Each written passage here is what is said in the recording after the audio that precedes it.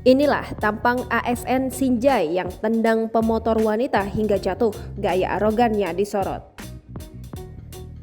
Aksi itu diduga terjadi lantaran oknum ASN tak terima mobilnya tertabrak motor si pengendara wanita. Korban yang kaget dan tidak siap spontan menarik gas yang membuatnya terjatuh bersama motornya hingga bersusah payah membangunkannya. Kejadian tersebut terjadi di depan kolam renang HM Tahir, Jalan Bayangkara, Kecamatan Sinjai Utara, Kabupaten Sinjai, sekitar pukul 16.00 pada Selasa 13 September 2022.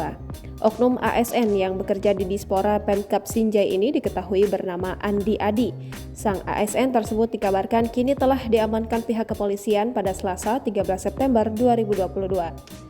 Terkait peristiwa itu, Kepala BKPSDM Sinjai, Lukman Manan mengatakan bahwa dirinya masih mendalami peristiwa tersebut.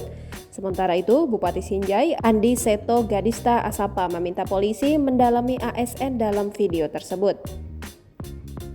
Apabila ASN itu benar merupakan anak buahnya, Bupati memastikan akan melakukan tindakan tegas. Ia memastikan sanksi tegas menanti PNS tersebut.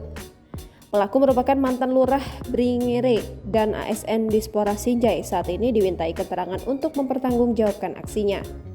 Melansir dari akun Instagram Lambe Turah, sebuah pengguna media sosial bernama Toharoh Alwi meminta agar oknum ASN tersebut dicopot dari jabatannya. Selain itu, Toharoh Alwi juga mengungkapkan sosok ASN Sinjai ini dikenal sebagai sosok yang arogan terhadap anak buahnya.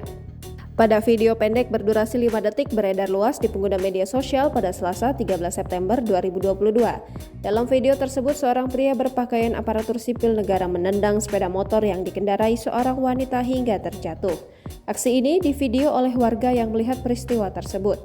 Usai menendang sepeda motor itu, tanpa sengaja wanita itu terjatuh di depan kendaraan pengguna jalan lainnya.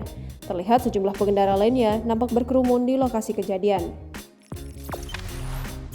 Jangan lupa subscribe, share, komen, dan like ya!